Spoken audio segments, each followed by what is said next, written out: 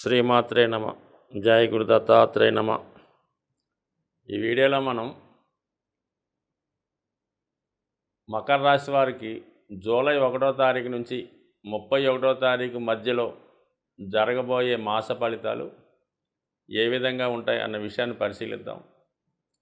మరి మకర రాశి వారికి ఈ నెల ప్రారంభం నుంచే శని భగవానుడు వక్రగమనంలో ఉండడం జరుగుతుంది. సో ఆ కారణం వల్ల ఒక విధంగా శని భగవానుడు రాశి యందు సంచరిస్తే ఎటువంటి ఫలితం వస్తుందో అటువంటి ఫలితాన్ని మకర రాశి వారికి రావడం జరుగుతుంటుంది. అంటే ఒక విధంగా జన్మశని ప్రభావం రావడం జరుగుతూ ఉంటుంది. అయితే ఎప్పుడైతే ఈ వక్రించాడో శని భగవానుడు, మరి జాతకుడు గతంలో ఏమన్నా ప్రయత్నాలు చేసి ఉండి అవి ఆగిపోయి ఉంటాయి.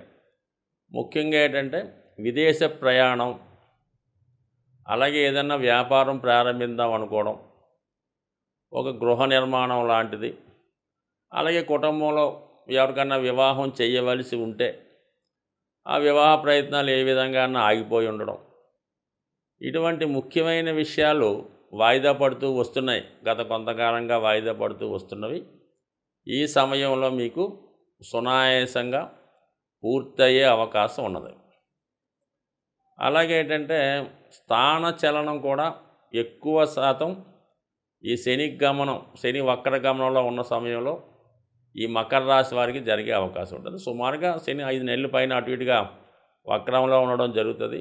ఈ సమయంలో కంపల్సరిగా ఏదైనా దూర ప్రాంత ప్రయాణం చేయడం కానీ, విదేశ ప్రయాణం కానీ, విద్యార్థులు కానీ నిరుద్యోగులకు వేరే చోట చదువు ఉద్యోగం కావటం వల్ల వాళ్ళు కంపల్సరీగా దూర ప్రాంతం వెళ్ళే విషయాలు జరిగే అవకాశం ఉంటుంది. కాబట్టి ఈ ప్రయత్నాలు 100% చేసుకోవచ్చు. శని విధంగా మకర రాశి వారికి మిత్రగ్రహం కాబట్టి మరీ అంత ఇబ్బంది పెట్టే అవకాశం అయితే ఉండదు. కాబట్టి సునాయాసంగానే అవకాశం ఉంది. మీకు కానీ లేదంటే మీ కుటుంబంలో ఒకరికి కానీ విదేశ అవకాశం వచ్చే అవకాశం ఉంది.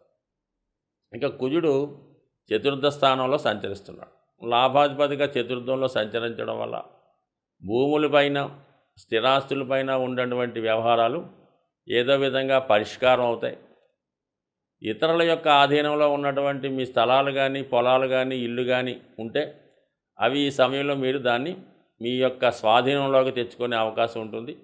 ఎటువంటి ఇబ్బందులు లేకుండా సునాయాసంగానే మీ ఆస్తి మీ చేతికి వచ్చే అవకాశం ఉన్నది. అయితే కొంత ఇతరుల యొక్క ప్రోత్సాహం అయితేనే, వాళ్ళ యొక్క సహకారంతో ఇటువంటి కార్యక్రమాలు సులువుగా పూర్తయ్యే అవకాశం ఉంది. పంచమంలో గురుగ్రహం ఉండడం వల్ల ఇది విద్యార్థులకి వాళ్ళ జ్ఞానోదయం బాగుంటుంది, తెలివితేటలు పెరుగుతాయి, ఆలోచన శక్తి బాగుంటుంది. వ్యక్తిగతంగా జాతకుడికి కూడా పూర్వజన్మ ఫలితం ఫలిస్తుంది. సంతానం యొక్క అభివృద్ధి విషయంలో శుభవార్తలు వింటారు. అయితే 5వ స్థానంలో ఉన్నటువంటి గురువు భాగ్య దృష్టితో మకరాన్ని వీక్షించడం వల్ల ఎవరికైనా అనారోగ్యపరమైన సమస్యలు, బాడీ పెయిన్స్, ఈ మోకాళ్ళ నొప్పులు, బ్యాక్ పెయిన్ లాంటివి ఉంటే అవి ఈ సమయంలో మీకు చాలా వరకు తగ్గే అవకాశం ఉంటుంది. అలాగే లాభస్థాన విషయంలో కూడా మీకు మరి ఆకస్మిక ధనలాభం లాంటిది కానీ, ఏదన్నా మీకు గతంలో ఫిక్స్డ్ డిపాజిట్ అయినటువంటి ధనం కానీ చిట్ ఫండ్స్ ద్వారా, లేదంటే ఏదైనా వీలునామా ద్వారా, లేదంటే ప్రైజ్ మనీ ద్వారా, లేదంటే మీరు ఎక్కడన్నా బహుమతి రూపంలో కానీ ఈ సమయంలో మీకు ఆకస్మికంగా ఒక చక్కని ధనలాభం కూడా మీకు ఈ నెలలో వచ్చే అవకాశం ఉంది.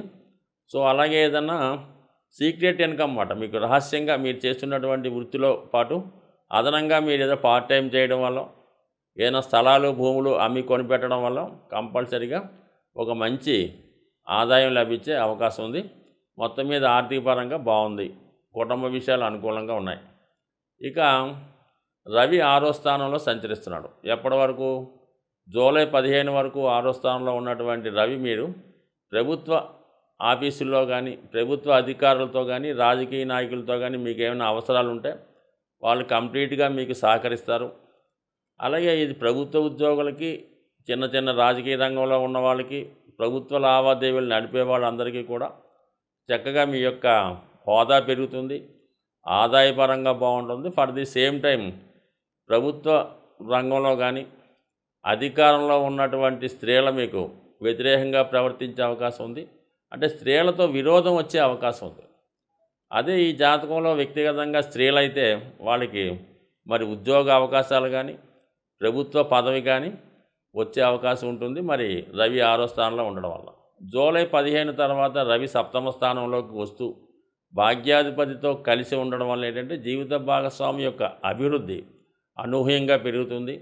టెంపరీగా భార్యాభర్తల మధ్య కొంతకాలం పాటు ఎడబాటు సెపరేషన్ లాంటి వృత్తిరీత్యా వచ్చే అవకాశం ఉంది. కాబట్టి ఈ విషయంలో కూడా మరి దాని విధంగా ప్లాన్ చేసుకుంటే రాబోయే సమయం అనుకూలంగా ఉండే అవకాశం ఉంది. ఇదంతా ఒక యాంగిల్ అయితే, భాగ్యస్థానంలో కేతుగ్రహ సంచారం చాలా వరకు విదేశ ప్రయత్నాలు కానీ తీర్థయాత్రలు కానీ చేద్దాం అనుకున్న వాళ్ళకి, దూర ప్రాంతంలో ఉన్నటువంటి పుణ్యక్షేత్రాలు దర్శిద్దాం అనుకున్న వాళ్ళకి ఇది ఒక గొప్ప అవకాశం అన్నమాట. ఈ సమయంలో మీరు ఒక లాంగ్ టర్మ్ అంటే లాంగ్ టర్మ్ అంటే ఒక 20 రోజులు 15 రోజులు పుణ్యక్షేత్రాలు దర్శించే ప్రయత్నం చేయడం వల్ల అటు మానసిక శాంతి అశాంతి లభిస్తూ ఉంటుంది. మానసిక శాంతి లభిస్తుంటుంది. కుటుంబం నుంచి దూరంగా వెళ్ళినట్టు ఉంటుంది. కొంత బాధ్యతల నుంచి బయటపడే సూచనలు కూడా ఉన్నాయి. కాబట్టి అటువంటి అవకాశం ఉన్నవాళ్ళు కంప్లీట్గా ఈ సమయంలో ఒక పుణ్యక్షేత్రాలను దర్శించడం వల్ల బాగుంటుంది. అయితే ఏదైనా ప్రయాణాలు చేస్తున్నప్పుడు విలువైన వస్తువులు డాక్యుమెంట్లు పోవడం కానీ, అలాగే మీకు ఈ ప్రయాణాల్లో పరిచయం వాళ్ళు మిమ్మల్ని ఏదో రకంగా మోసం చేసి ఇబ్బంది పెట్టడం కానీ జరిగే అవకాశం ఉంది. కాబట్టి ఎట్టి పరిస్థితుల్లో కూడా ఈ సమయంలో పరిచయం లేని వాడిని ఎట్టి పరిస్థితుల్లో కూడా నమ్మొద్దు. అలాగే ఈ ఫోన్ ద్వారా, సెల్ ఫోన్ ద్వారా కానీ, నెట్ ద్వారా కానీ, ఫేస్బుక్ ద్వారా కానీ పరిచయం వాళ్ళు మిమ్మల్ని ఏదో రకంగా ఉపయోగించుకునే ప్రయత్నం చేస్తారు. కాబట్టి ఎట్టి పరిస్థితుల్లో కూడా పరిచయం లేని వ్యక్తులకి దూరంగా ఉండండి. మీరు అనవసరంగా ఇన్వాల్వ్ అయితే తర్వాత ఇబ్బంది కలిగే అవకాశం ఉంది. కాబట్టి సాధ్యమైనంత వరకు ఈ కమ్యూనికేషన్ ద్వారా వచ్చే అన్ని అవకాశాలు కానీ అన్ని ఆలోచనల్ని పక్కన పెట్టి జాగ్రత్తగా వ్యవహరించడం మంచిది. జాతకాలను నమ్ముతూ గోచారాన్ని ఫాలో అవుతున్న వాళ్ళకి ఈ జూలై నెల ప్రారంభం నుంచే శనిగ్రహం వక్రించడం జరుగుతూ ఉంటుంది.